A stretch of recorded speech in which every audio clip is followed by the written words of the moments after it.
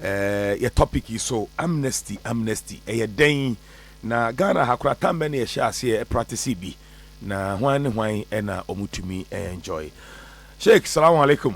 Wa alaikum salam, my dear brother. It is saying. Yami adom. Ye kasa so ya ni intimisia. Obia ni adaji. Adwuma yi doso. I know. Yami shirawo. Amen. Yami shirawo. Ene ye ba besua de wo ho. Okay. Pese nyame na mo so na esua de. Nimde de wo bese ni ba ku fotim. Nti do bi wo no na watape. Na de abo de no ho. Na se wo ko wanim saa. De din kan yɛda asese abiribi ebe fro bia unya bre na oba ya mishra pa obebe so obeda ho adi ana me din de emeso de kan bo me din efrem Ibrahim Opong Kwarteng Crime Check Foundation. Okay. Me ne penia eda ano. Okay. Intino madam asibi said odi kan what you man say obi wo person hu de. Well, Crime Check non-governmental organization say adwuma enye aban ana aban ensa enhye so. Okay. Yeah boa yenuane mo amo efiase and afese generally criminal justice system Ghana yenim say eku ana mekanisa eku ejina ho ehwe say yenuane mo a emra enam emra bi so nti no bi a won wabu na won akopie be bia obroni beka say undesirable location no a normal ekekaboma edo ekoho ene institutions of state ewo ha won ensem fom na won edibem no won enya ho atete won so a won dibem won difo no won akwa copy oksan copy hokran so there is another institution, the Ghana Prison Service, almost one mandate to ensure say mo amaba no omo agemo na omo ahwese emra ewo ho wa waba efiase na sese wodi so say prison service has shifted to reformation and rehabilitation. You know, we hear a lot of theoretical models can no kofiase ana ye kopane show na so ne ohwe enwomanim United Nations emra won the about your Bibi Mandela rules and no stipulate emra assess ana treatment kwan assess won aba efiase no ye do on fast no means he said the facts of aba efiase doesn't mean say wadi boni enten obi abetimi ayo de open emra finchem ewo ho oman bia prison service ana correction service no assess won ye den ediso said the beya nipa ni pia wa ma biem ansan be di bone na emum no wakọ akosesa na watima contribute to the development of the country. Ya mishraw ya can amnesty ya the crow with presidential pardon ana.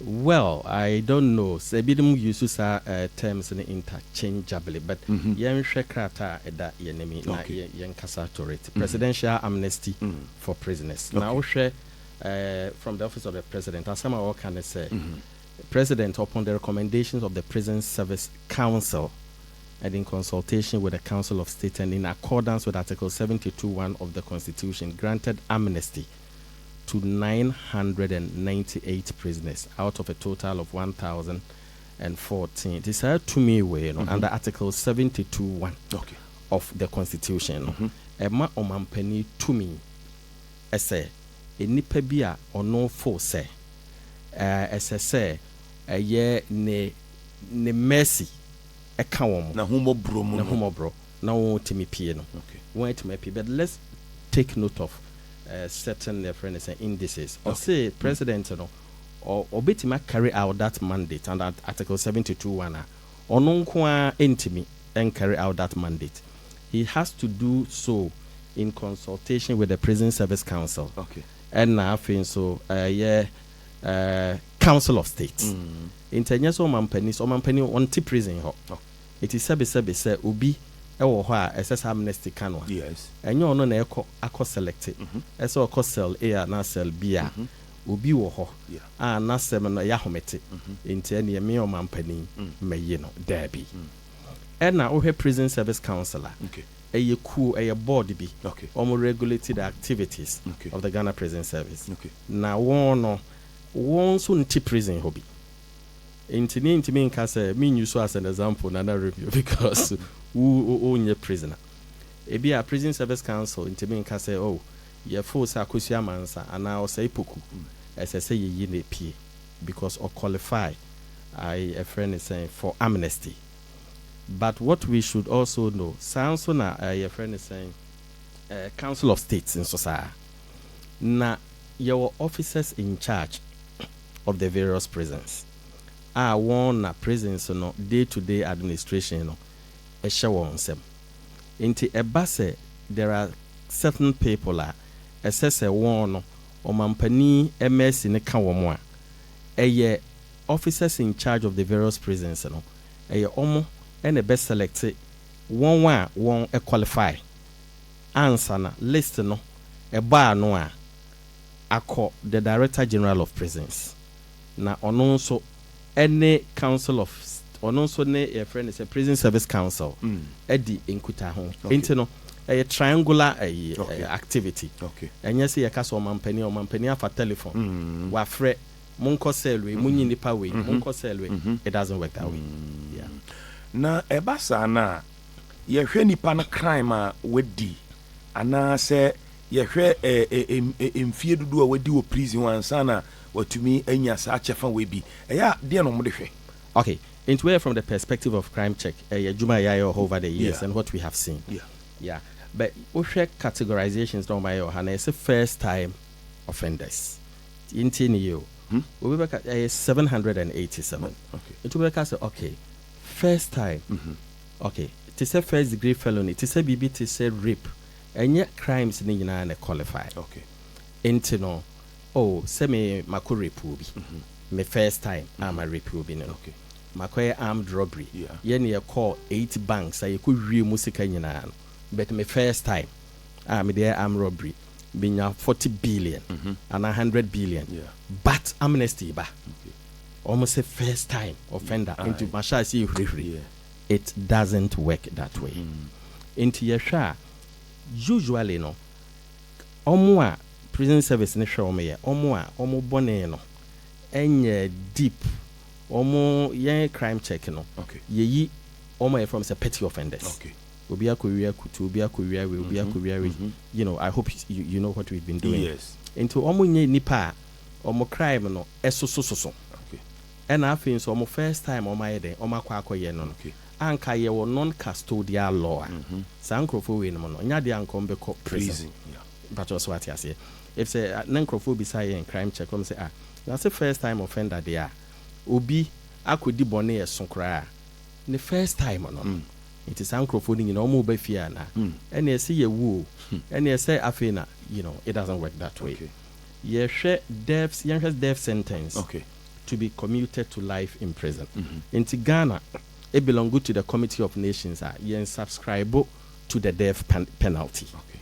Into where since the inception of multi-party democracy in 1993 condemn block omunkumu bia wo ho. So exactly. Into no say oko condemn block wa there is a certain number of years BSS o kutwa. Okay. Ewo ho. Okay. Answer na waba life. Abe begin life sentence. Okay. But we omampani said there be. Omo death sentence. Omo serve death sentences. Ewo condemn block no. Ma community omo sentences no to life in prison. It is a bianca obetwa 20 years. Ewo condemn blocker. Ya commute no to life in prison. As I say, free condemn block. Na obeshe life. Okay. Ase. Na say ho no animia na ho kire na ho no ya teso kakra bi ama bra prison. Bibisa. No. On say condemn block no a prison within a prison. But ho na no hye. Ho na no hye. Any e dey oba ba bi amu go kakra bi yes. Exactly. Uni freedom. Yes. So what I say. Me fan say ade chia so okosra obi o prison won say microphone nam ho prisoners here bi omo but condemn block for ni mi omo ma omo ba so what I say because omo bone no sebe anodin yeah into no omo no exclusively no you keep you separately into betwa a certain number of years wo ho na utwa wia answer na wa be share life it will be me dream ho a would just imagine condemn waba life no kra na mama dwen tete me yeah na say e ma life nko ampa kra na senate and condemn me good na we nso de wo condemn who ni hope yes and nyame adom ye you edo waba life no che say ye nyi uda life no and also number of years bia ubetwa e wonanim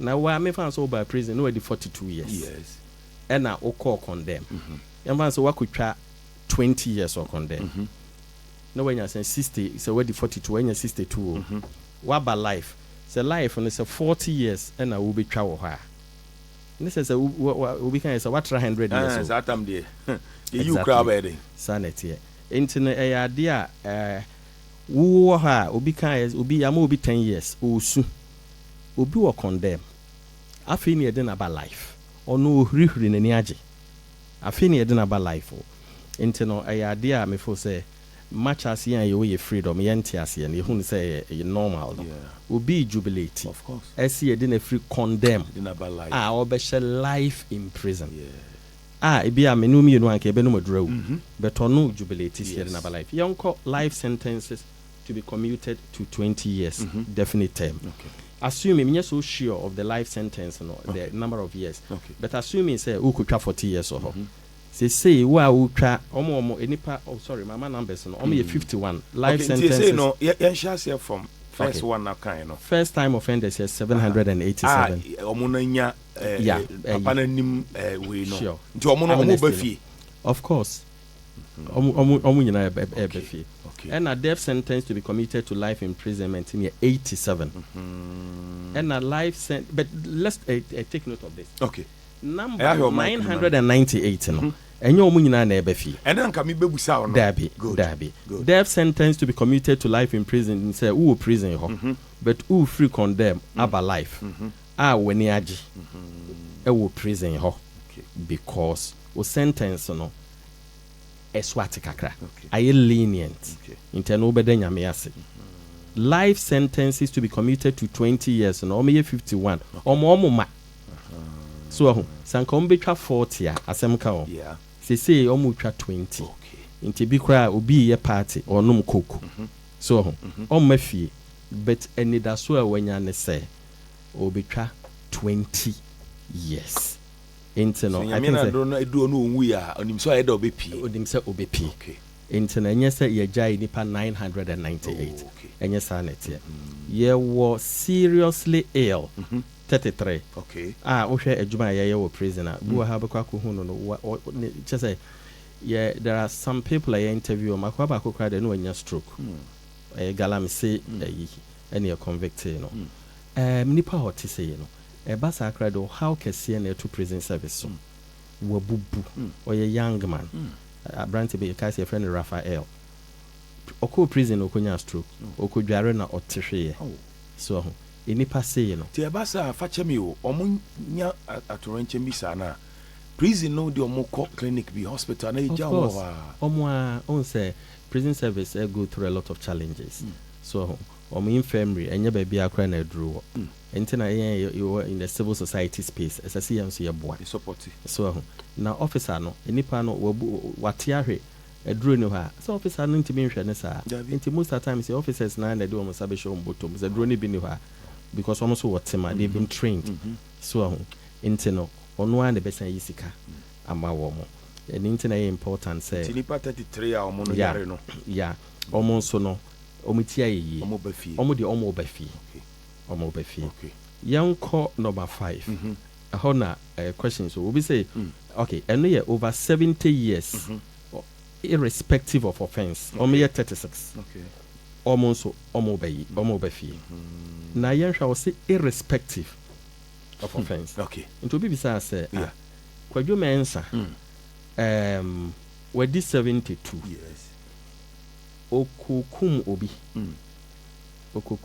last week but we did 72 no ye jana na I don't think it's sanity if you say there are some people on my che prison obi obey when you 25 years wa che punishment no it just e bia konani ankasa fam or tete obey when you 25 see when you 70 years say no twa 45 years anamebwa 45 years intini say yes ye twe na so kra ya twe na so ama ti say no che say wa utimi ho say ni mfie nso kra san yeden ekọ enim enunti na omampani ehumobro we no eye ni sododo muka na twin manka ni ya enti no saa na tie dia so wakum nipa mpa monhwe akokra ibi wa hu na ni trin na ye white ibi hokra ne yerewu ne mapiewu ena afi ba bi a ye chie no ye de ye gya no kra kwa obi ankai no obi anim no ho wow but just what I say ese so omu wuda prison na into a lot of wisdom goes into these selections and yes say obi di 70 and obi ka so any me by last week president say irrespective of offense me wa wakukumu bi into one say nka wudin domina ohirihiri because kofie I don't we say na anu ya nya sa amnesty nkrato yi na bebre kra ebo Agradaa din think say obenya sa pad no bi until let's go back to one. First time offenders. Agradaa is not a first time offender. First time offender. If we say you're convicted, court are convicting a pain. Utuya fine. He's been convicted, she's been convicted before. So that I say exactly. Answer na the edene ko ifiase. Until automatically she does not qualify. Inti first time offender na you be a young fan court da nkodi na sem. First time ne say. This is the first time tin you. The man who ye first time offender the criminal justice system no. A chain. So what I say. What committee offense and your offense offenses in nyina ene do ko prison. You am free prison no. Once a court window of opportunity. Or say may the fine 2,000 at also. Why a bonnet? Yes. I could books no. Yes. Utria swat ya say you are convicted to a fine. And as you be convicted to a prison a term. Ain't no utria there ukofie. Me patcho swat ya say. But one ko if ya say. When yes you can tua. Say when yes you can tua there be kofiase. So into all my equi or moye so na mumutimi crime check mutimi you no but ebinim so wo ha yetimi appeal mom through the courts no man your mofa ho die eno no nya ntua hwe mpo exactly eno no wanya scan tua but wo gidi say court ne na ndi ne ye into obey appeal wo ye lakia na wapi no aba but all my you or more the poor ones court ubi okra ne de 1,000 cedi 800 cedi so ntimi ntwa so ho no akwa them yensi hu ne say omo ye petty offenders so ho sa na yen ye hu no nti obi a onye first time offender no de sa amnesty ni presidential pardon ne one on the on count clearly not that is why category ne ye clear or say first time offender and I make cheche mo no say me san ka say even over 70 years irrespective of offense no a lot of wisdom and thinking goes into it. It doesn't mean say you are in over 70 years irrespective of offense into by prison last week into sign ekofie me patcho enye sa na etie so and a first time offenders no the fact say we are first time offender what could repu obi no you don't qualify because any offenses ni nyina though you may have committed the offense for the first time and no doesn't put you in the group. So what I say because of the nature of crime you committed. Wow. So internet me describe it so me petty offenders. So be a kutu akoko kobi. Obi mako obi bayre. So and yes wo wako repo akwala 3 years. This is the first time I wako yes I na me do wako prison. So you call yourself a first time offender and expect say you no akwala na sebe wako pimpan no. You go back to the community. How do you expect the other people to feel? It's true. So, but to be career kuba, much as it is reprehensible, as I see a condemn or bonnet because work also, a lot of pain to nipa na wakuriano. But I no cry there. A church moka cry. Okay. So, but there are certain crimes. To obey say atai so obey to menya pardon be. With the crime no level no. There be. There are categories of crimes. Into that is why I prefer to Agradaa so ontumi no clearly. So until I may say first time offenders, I want to call them petty offenders and not hardened criminals. And no more or more offenses, ɛwɔ n'anim. Okay. So at here. Okay. Exactly. Into a lot of wisdom goes into it. Esa dia na ede na ye. So na obi akọ commit robbery pa nipa be 8. Yes, okay. The first time into omra messing ko baby you free. Well, how would you feel? You will not feel good. Exactly. So the framers of this in their wisdom and sorry, it ahresa no manya. Your nursing mothers too. Okay. Nursing mothers. Obi bisa am saying to omo prison or no omo for a fru na prison ho de ho na omo for sample so e dey no for fru omo female prison. Yeah. Obi wo ha wa wo akwala peche.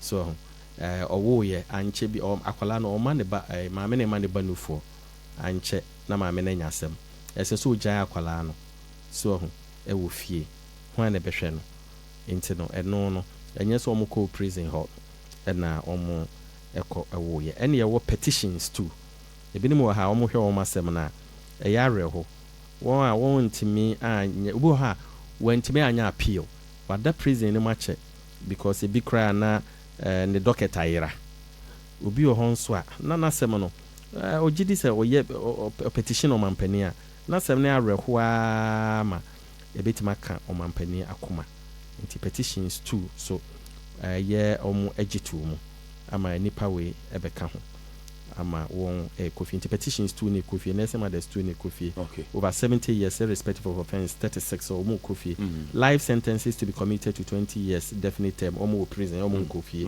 seriously ill 33 omo kofi death sentence to be commuted to life imprisonment who prison wa kofi first time offenders 787 omo ko enye one prison all the prisons across the country matisa ebimu wo hon so a because of society no mu free mu ne said the stigma no be nti uyo mu kom so me pe ya mamenka ya ebitimi sisa matitibi but throughout adwuma ye no minya interview bia obeka say mo mamenka ha but what I know and say enipa ne bu ha ye yi wo mo obesan call back no na owo ho wadi boni aba ye call he crampo Winneba local prison ye ko e buffet bi ma wo mo early this year akwada ba ko we 21 me ana mitua ne fine no na me yi no edi be 2 to 3 months me ko e buffet amom omo didi me ko ya akrachi na odi kiu no osan wo hobi ye yi no na nche e no bai ye wo omo a omo akaba 5 times my interview in Crawford omo akaba 5 times so they become jailbirds. Well, because society usually, doesn't accept these people who are brothers and sisters. Well, ubuha on sheda per se. On sheda, you need empirical evidence there to prove that. But ultimo say onwa no yakwada boni. So no ya humete. So just adding, reforming and and omuko prison hona. Omutime bo ware otime bo dame at least na niti meje if you knew bia ya china intina na nye say deliberate so me sheda area but obewia ya china ni edenaba so because ebinim so ye lazy omumpe bre omumpe adwuma inti no matter how difficult conditions are me predisposed to in prison we ne ba ono de won na adwim na ye kro no because onya de a wan ku school ontimi nkobo tight said wa bo tight fefefe and na sebe ono no onko ye dwumaden but of course we smart obi beat yes no I enjoy sika no yes hwehwema de mu kan say e ko wawa yes nti no omo no sika ne sa obesan kobo kro I so be addicted to drugs and what we also know they say most of these people omo kobo no about 90% from what we have done, the work we have done, omo fa nubone. So into nubone ne the driver, I push them and the drive you exactly to commit these crimes. Omeni na ho. Into me interview me share the bisa say into no usha me to mana the omo can say cocaine. Ubo ho say in rubone nrakes tramo. Into eno na push them. Okay. And more yes I don't know. International as a country, you nice form. Okay. Na drug abuse. Yesheni. Say entire mo hu da. Is it go form. Yesano ana ye won akurase na ye de ye ka so be a criminal nevi so obi okuni panko crime no the word crime no nevi say obi a wadi ewu na ye friend say why crime no crime no dia na friend crime apart from awudi dia him biom na crime. Yeah, make us say crime is crime. Say the law is the law. And there were different facets. Okay. And it will be an punishment. I demand. I say will be a work nipa. Okay. Yes, so yaman condemn. A buan kum for. So yeah. First degree felonies be ought to say rape near the and no a crime. And also what a penalties. Okay. So Ukuria Akoko Criminal and Other Offences Act 1960 stipulate the type of punishment. Okay. Ukoye we are see and Aubina. You are right. Yes, growing up no. Ye case will be a criminal. We thought say will be a wakukum nipa, but entesa. There are a lot of stipulations and categorizations. Okay. Into bia a obey no, and a home asotwe ewoho edema. Okay. Yeah. Now saying onye na sempa ho hache wo ho abe unse prison for bi na omone prison officers nam krum bebrebe ehefo no no omo ye hwan mo na omo she blue. Well, as I see you who say most of these people are almost serve about 2/3 of their sentence. So who call prison maybe I am out what commit a high offense be. So and yeah advisable say who call fresh na ye do pie. Say oh brakwamu na brabonte na be adwuma. Obi o ha yamane 50 years.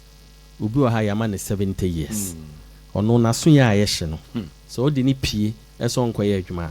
Opa for to or try so odwane. He loses nothing. Ukuna wakuno. Ba unkunu dia. Dabi. Into omo serve most of their terms akakra amo ma yeden. Akọ.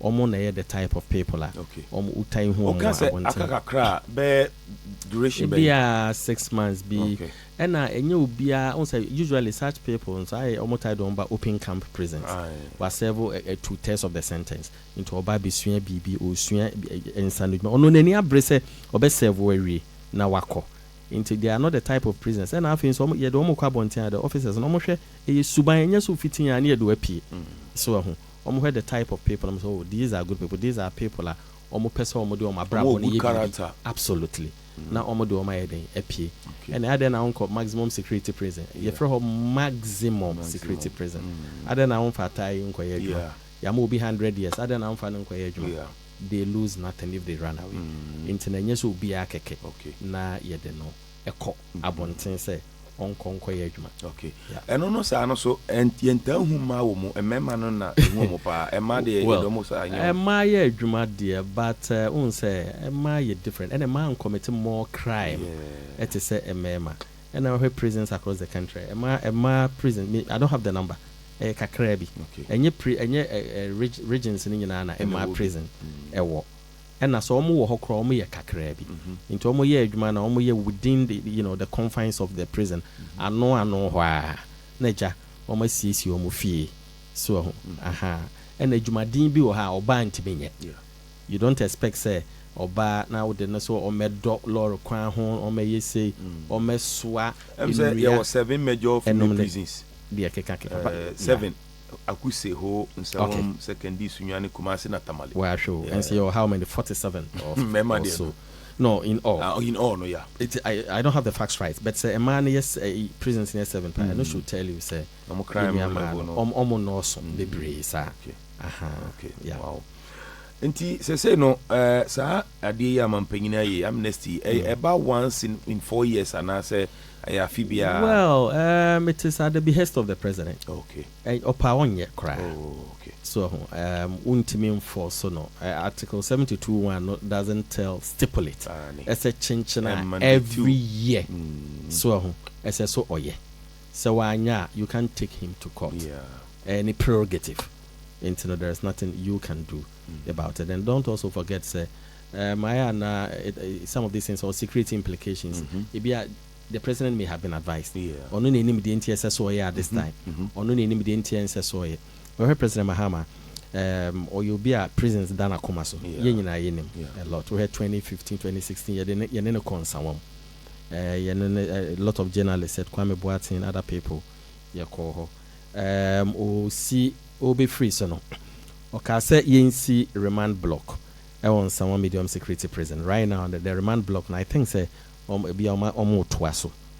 And because I'm interview about a year ago, or say if you are talking about prisons, know that you are talking to the converted. Yeah. Because mahu akoho, mahu said it here. Into nakuma, ewo yenu and more if you say. Okay. Exactly. Mahu video be na cover a brand to be not tihuiche mu. Okay. Na mihu ye. Na old me yes. Interviewing about 5 years ago. Oh, okay. 5 year 29. Why? Yeah. Enti ono no oba no na ye twa dada no ye betwa prison. O ma meti ase me ko interview ni say so obenya problem kakra. Okay. And into amputation it take place. Prison to save his life. Yes. And yes anka obi. Tisani pa bi say no timinya pardon maybe because of the condition. Well, into your hair mini list no timini mo mo. Okay. But your hair say you're seriously ill. Into it could be. It could be sir. It could be nipa otesa no. Maybe ana akano. Yeah. But ni nyina ni gina o mampani so. Okay. Aha. Okay. Yen no de yentimi nkyerese. Eno no oh yeah, the whole Ghana prisons nyina no yi free one. Yeah, enya one particular prison. And I ebi ne mu bisa msa and some as if say Ghana prisons ni nyina and some. A man for peace and some now. Say na the biggest the major prison. Absolutely. Yeah. Absolutely. And all these considerations are made. Okay. Answer na independent me PA. Okay. Yeah. Now ko watch and so ko watch. Me catch us me PhD me October yeah. And me collect data. Okay. And on the prisons na aye fi nti wo mu ani hia sese yakwa and aye project being so and someone female ya to need DJ's kitchen project the new director general of prisons Madam Patience Bafuboni. The vision is ye prisoners no one bit me dear aduane pa ye nyina enim si feeding fee near 1 cedi 80 pesos emwa anti crime check foundation ye see your friend is saying ye poultry kase for female and some female. Wow. I mean no kase ya bosso my netting in the next 10 days ye commission for over 1,000 birds. Yeah, they my female no. Aha. These are some of the things I am so here to complement government efforts and efforts by the prison administration to supplement rationing. And that's what we are. We are hoping say a bit my ABO other prisons na etimi aboa. Yeah, fish farming so yeah for some of the prisons. That's good. Yeah. And che we na mabusa say crime check more be a muhia now there to jaba. Maybe some last question. Okay. Yeah, prison honor restrictions or to the extent say so be a soft no ku prison a obetumi Agradaa no mo ya sorry possible no Agradaa mo ye wo he okay bibisa wo yeah on say your friend is religion plays a very important role in the reformation and rehabilitation of prisoners. Yeah. And dear prison service omo fani agro omo chaplaincy any ade ekwan omo fa so engage inmates asofo usually okwa ohun say ya asofo but you have to talk to the prison authorities. Sebia also pese wodi nyamesem ebefi ho. Inte ya de asofo nso asofo Ghana boa pa. Okay. But I think say bibia no there should be engagement. And yes all file Bible no afa otwene no akogina prison gates or asofo ti ba be ya sorrow. When there is that engagement, I think say you are good to go. Na unu about to say what start ya sorrow. Agradaa oyente. Na rubi Agradaa something. I mean me bisa say o ta ko dey. If you start ya sorry. And dey me patch. Onim me bibi asa. Yeah koi crime check mo aben na mo be here free listeners ho ye tie for Ghana na ma no ne mo hia mo support ben na. Well, yeah there adwuma ye di no am say obi anim. Yeah a lot of advocacy. Said by a buying a bit my Ghana prison service. Yeah, kasa say the non-custodial, maybe be a non-custodial sentencing bill. A parliament a bit my pass it into law. Said by the pressure on the prison service, no, so a bit. Tia stress a movie is a more back be here, some be some platform. Non-custodial sentencing bill, another parliament for so many years in foot trouble. Parliament a better normal pass it into law. A dear. Here ye pa. Afin so a year feeding fee, ye best rabbi. I say, wash obey who baby. Onyan in tem, Na prison service, there's a lot of pressure. Feeding fee, as in they are minded for inmates, 1 cedi 80 pesos. And macra. Eba. Now 1 cedi 80 pesos there. Na and then they talk. Oh, 1 cedi 80 pesos. Per prisoner. Per prisoner. A day. A day. No, we do not the Gary cry. That is it. Internal prisoners start complaining about their food. Yeah. The best answer is Ghana Prison Service, you know, and your crime check on and SSA about the room. Yeah. There are a lot of civil society organizations almost will be to support to the prison service. Sure. The project be a friend Think 360 or so. Almost Babel launch. Nina a bois said by nipa pia dream first and Obia will be I know they call children's home. So Bekaya. And the crime check is science a lot of donations. Bibia near the Bibia near the support for attracting crowd from almost to the because so we hope say other civil society organizations and civil society organizations. So Nana Romeo fans be blue so to make gather more asichire na eno kwa de obehumi a mekwa akosere kwan near the room pipeline we me birthday 10th September so akora manyi kama me gather no ma bebre eno so e Bible ka ho asem Quran ka ho asem se yenu anam ofiase a esese bom so adwuma na ye no ye passion ye nya hwe mfiri mu but at least am I that recognition so it is our recognition no efe so so nam no be respectful so we enye ade e be ma osika nko ha and say we enye sika de a